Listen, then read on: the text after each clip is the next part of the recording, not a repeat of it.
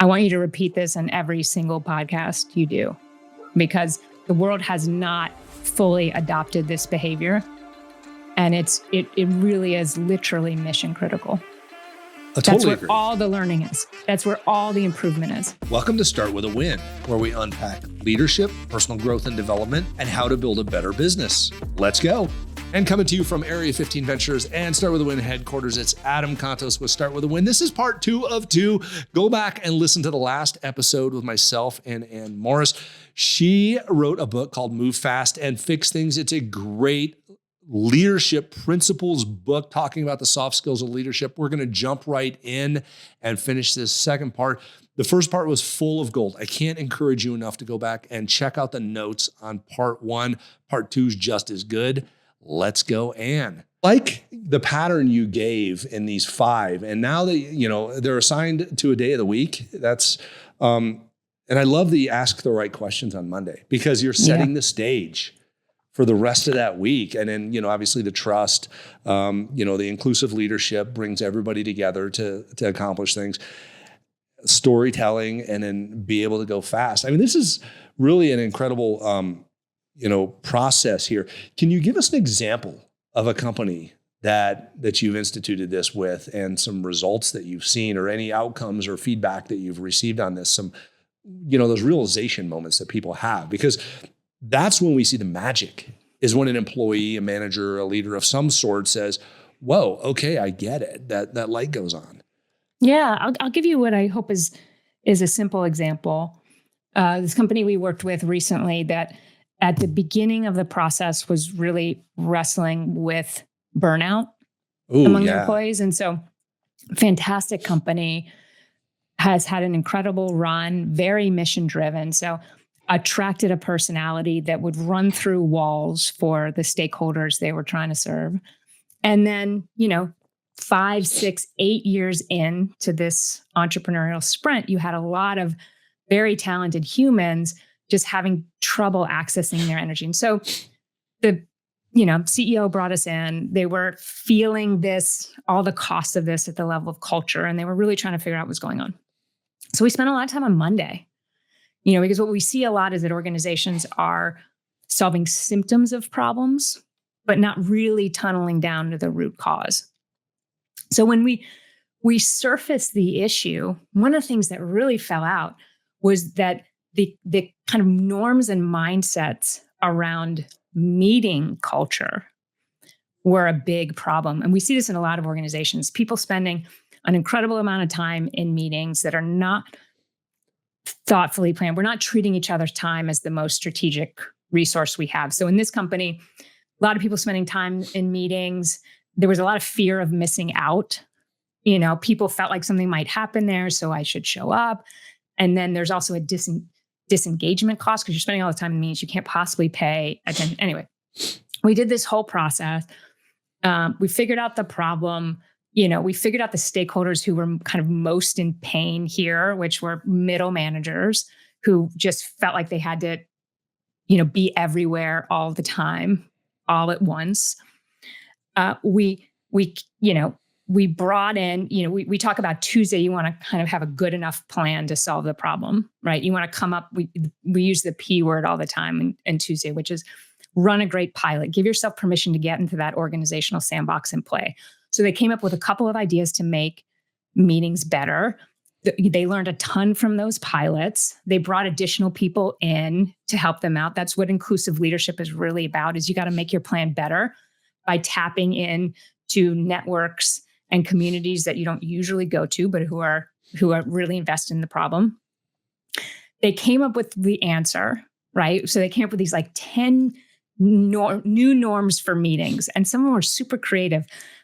They would be recorded, the recording would be distributed, watch it on 2X, right? We're only going to invite the people that are critical. They introduced a no agenda, no attenda rule. I love that. So that if you got an invitation, there was an agenda attached, you could politely decline because someone hadn't clearly thought through how they were going to use your time.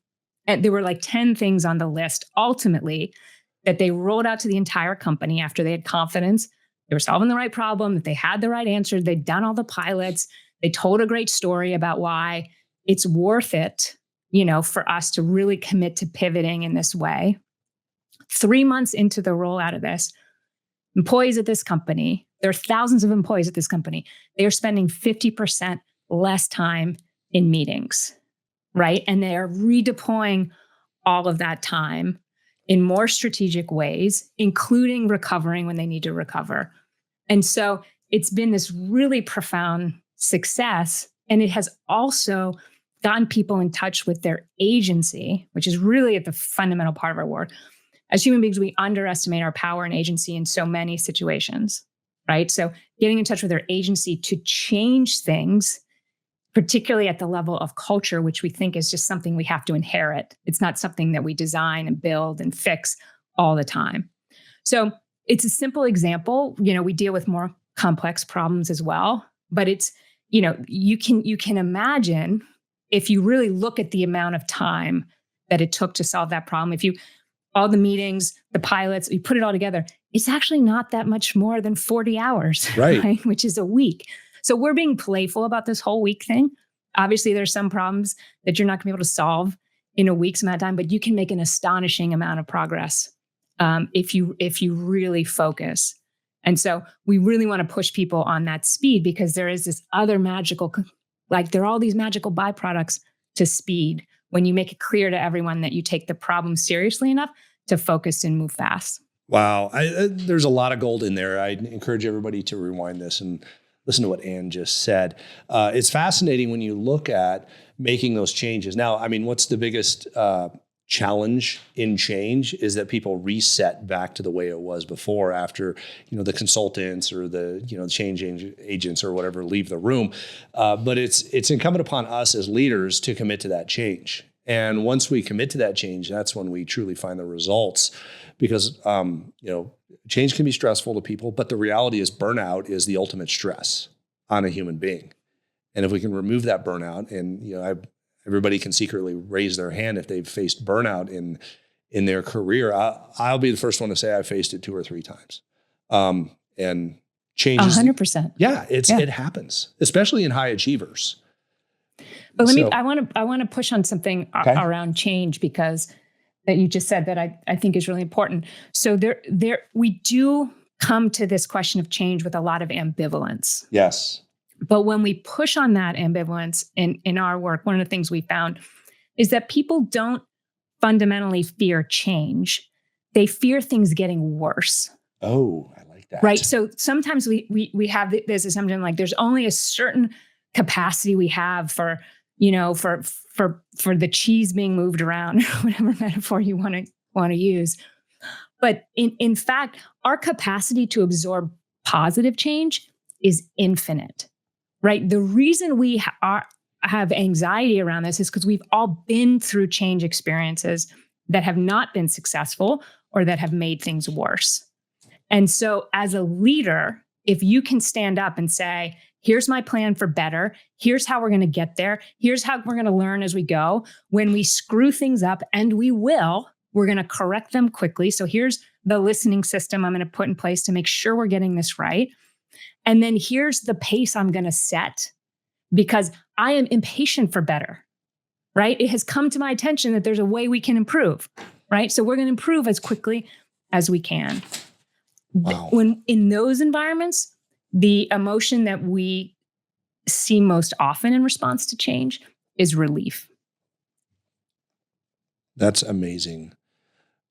A lot of great notes coming out of this. I want to reiterate something that you said here, and that's that people don't fear change. They fear things getting worse. And that's a very powerful statement there. Put it on a t-shirt. Oh yeah. It's funny. It's a very important point, because leaders give themselves a lot of outs around this people fear change myth. Right. I'm like, oh, the people are pushing back because they're just afraid. It's just a lesser, right? It's a lesser person who's afraid. They're not afraid of change. These are assumption number 1 is that the people reporting to you are deeply intelligent, right? If you hold on tightly to that assumption, it's going to be a very powerful true north as you navigate this leadership thing. So they're pushing back. If there's ambivalence, if there's fear in the system, go back to Monday and get deeply curious about what's going on. I love that. How do we, okay, obviously pushback, is key here because the fear response is fight, flight, or freeze. How do we as a leader, this just made me think of this question. How do we as a leader, when we walk into a meeting, recognize fear in the room? I'm going to ask you to answer that. Fred, I bet you've walked into a lot of meetings where there's a lot of fear. Okay, I would say. What's your next move? The next move, I think, is to call it out. Is say, and just be transparent with everybody and say, I think we have some fear in the room because, one, we have less feedback. I think fear prevents feedback because we have, if you just look at fight, flight, or freeze is do nothing and people not giving input. I also think that they demonstrate fear by not including themselves in a conversation that they have knowledge of, or that they can provide feedback and input to in a valuable manner. They know that they have that, and you can see them sitting on their hands, just, with the tension. And that's a big problem for you as a leader. It really is. Yeah. Yeah. That's where all this work on psychological safety comes out of psychological safety isn't about cozy or comfortable. It's about creating an environment where you are getting all the information you need out of everyone in that room, where they are giving you that information without fear of consequences. I think you hit a key point, because that's the word that came to mind as soon as I said that, is they need safety. Yeah. And, safety to perform, safety to fail if they deliver something and then, they find out it doesn't work. Have we given them that safety in our organizations? Because they're going to fail. So the question is, are you going to find out about it or not? Right. Yeah. Leadership is the practice of imperfect humans leading imperfect humans, right? So that imperfection is going to, and can we fail intelligently? Can we fail smartly? Can we create norms around failure so that people understand, what does good look like? What are the steps I should take? But then what happens when the plan doesn't go the way we expect, which is usually how the plan goes? And I want to go back to something you said that I think is really important, Adam, which is around making this discussable. Yes. The great Chris Argyris, one of the great organizational behavioralists who ever lived, may he rest in peace. He did a lot of research on this question of why is it when smart people come together in teams, sometimes they excel, as you kind of would expect, with great inputs, but sometimes it's mediocre and sometimes it's just bad, right? So he was very curious about this. He studied it for decades. He started out in consulting and investment banking in the 90s, where all the inputs literally looked the same. They'd gone to the same schools and the same haircut and were dressed the same. Couldn't figure it out. And finally, he comes back towards the end of the career and he said, I have the answer, right? And the world was right. The world had been waiting for this guy to crack the code on this. And he said, I can sum it up in 3 words. Teams that excel were willing to discuss the undiscussable. And then this is the part that always surprises me. They weren't even that good at it, right? Because sometimes I'll hold back from a difficult conversation because I'm not a UN level conflict negotiator. But what he found was that the courage to get in there, make things discussable, have the conversation, that was the variable that mattered. And they weren't even that good at it. It didn't matter. I mean, obviously it's helpful around read all the books. There's so much wonderful research out there on conflict. If that's helpful to you, do it. But what matters even more is just the willingness to have that, hey, can we talk? Can we and conflict is this crazy thing in biology that actually gets bigger when you ignore it. Usually it's the opposite. We pay attention to things and they grow and prosper. When we ignore conflict, it gets bigger, it gets more complicated. And so if you can get in there with a sense of urgency and make things discussable, it's a huge variable in team performance, including speed. Speed is a hidden, or conflict is a hidden killer of speed inside teams. It's fascinating when you think about that because just reflecting on my past, I used to run a SWAT team. And after a mission, there was always something that went wrong. But of course. It's inherent. I mean, it's a chess game. You're going to make a wrong move here or there. Or they're going to make a move you didn't foresee, something like that. But ultimately, it came down to the debriefing and how transparent and how discussable was the debriefing in order to make the team better for the next mission. And I hear this from my friends who are in special operations teams. I have a lot of friends in the different special units. And they said that is the most important thing you possibly can do is a very transparent, to use your word, a very discussable debriefing. And I think it's the same for professional sports teams and for professional business teams for that matter. So this is a very incredible point. And that lines up with all of the literature, Adam. I do a lot of coaching in my work, and this is the tactical advice I give most frequently is increase your reps on after action reviews like this. It's so important, and you're such a beautiful messenger for it, Adam. I want you to repeat this on every single podcast you do, because the world has not fully adopted this behavior. And it really is literally mission critical. I totally That's where agree. all the learning is. That's where all the improvement is. I think we try to hide. We try to bury our mistakes instead of grow from them. For some reason, it's the ego satisfaction of trying to pat each other on the back and say everything went fantastic somehow outweighs the logic and the leverage that we get from recognizing those mistakes and learning from them. I don't understand it, but you're absolutely correct on that. Increase your reps in the AARs, after action reviews, and watch the magic happen here, folks. You know, I think it's simple. I just think we are wired to avoid discomfort. Ooh, yes. You know, and it's uncomfortable to go back to those feelings of when I didn't nail it or I didn't get it right. You know, we have 2 teenage boys, and the conversation we have most frequently around the breakfast table. By the end of the day, kids are burned out. So breakfast is where we have the hard conversations. But what we often say to them is that all of your hopes and dreams are in the zone of discomfort. So if you can get more comfortable with discomfort, it is the ultimate human superpower, because most human beings, when they hit that discomfort zone, will step back. If you can keep going, you don't even have to lean in. If you can just keep going, then you are at a huge advantage compared to the rest of the population. Amazing. And another huge one-liner from Ann here. All of your hopes and dreams are in the zone of discomfort.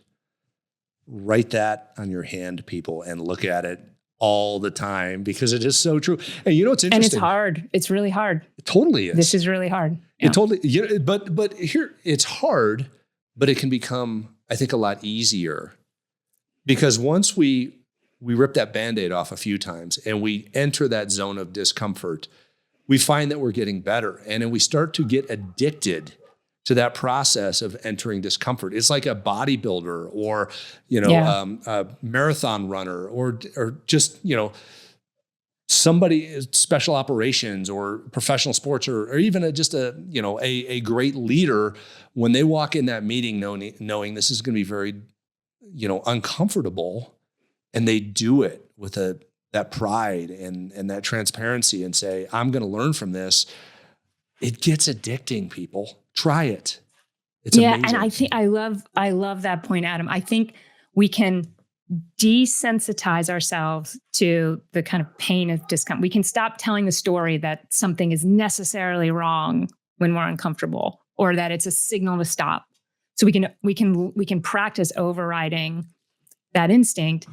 But then if we can get addicted to what happens next, which is the end of the conversation, when we build trust, when we've surfaced the problem, when we have a plan, when we've learned what we're going to, keep doing, stop doing, start doing, if we can get addicted to all that good stuff on the other side of discomfort, then I think that's when that beautiful flywheel of progress is going to kick in. Totally. I call them growing pains. I mean, it's, as our kids are growing, they're like, oh, my legs hurt, or, this is hard. You're like, it's growing pains. And but let's focus on the growing part. Let's focus more on the growing part and less on the pain part. Totally. And that's going to allow us to move forward. Well, what was it? Zig Ziglar, the pain of regret weighs tons, but the pain of the pain of regret versus the pain of discipline. The pain of discipline weighs tons. The pain of regret weighs ounces. Or is it back the other way around? The other way around. The other way around. That's right. Yeah. The pain of regret weighs ounces. The pain of discipline weighs ounces. Here's what we got, folks. The pain of discipline weighs ounces. The pain of regret weighs tons.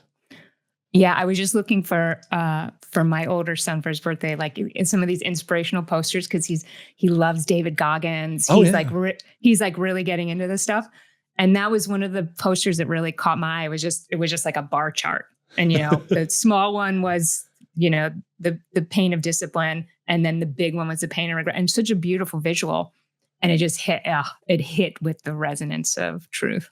So amazing. All right, Anne.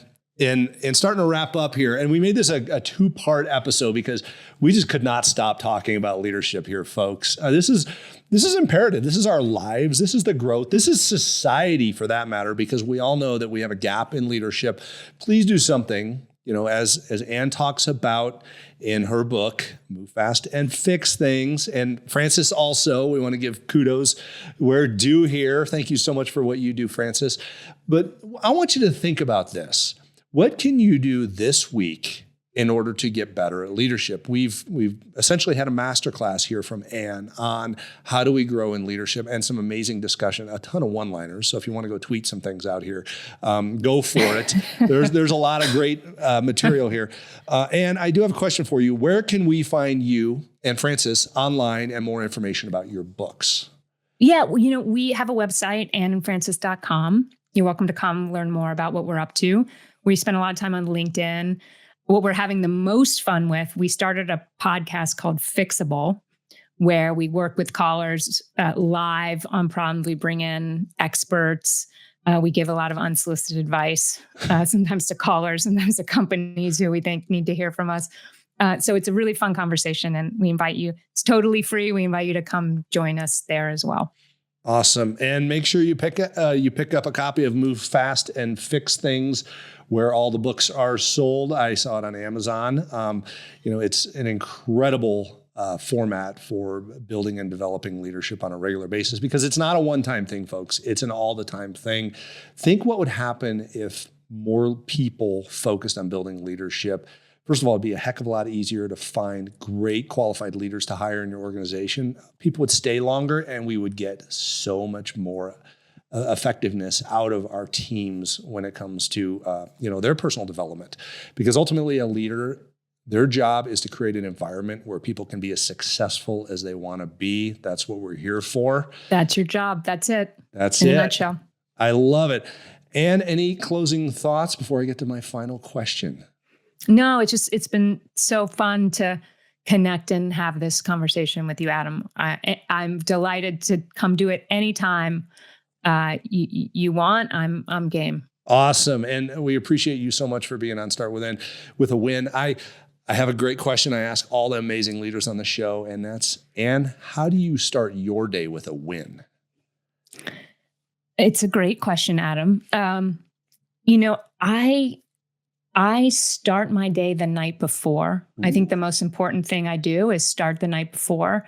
And I am really at an age and stage of life where I take sleep hygiene and sleep discipline very seriously. So I'm very disciplined about going to bed at by a certain time and creating an environment where I can really recover deeply. Awesome. I'll tell you, that's so important. I look at my sleep score every morning and I figure out what could I have done better the night before and what can I do better tonight. So thank you for bringing that up. People, sleep puts gas in the tank. That is what drives you through the next day. And when you get a good night's sleep, don't pollute your sleep with screen time or anything like that right before Put bed. that screen away. There you go. Hours. I know the best practice is an hour, but I think that they're lying to you, right? It should be hours. They just don't think you can handle it. Totally agree. And put something good in your head, write down those gratitudes, journal a little bit, a nice book, something like that. Not some sort of a murder mystery novel or something like that, folks, where you're up all night trying to solve the crime. No true crime. Yes. My wife gets into that every now and then. I'll wake up in the morning and she'll be like, I'm trying to solve this crime. It's not free. No. It's not free to put that stuff in our ears. That's it. Ann Morris, amazing author, great leadership coaching consultant. Make sure you check her out online. And thanks for all you do. And thank you for starting with a win. Thank you, Adam. Such a pleasure to be here.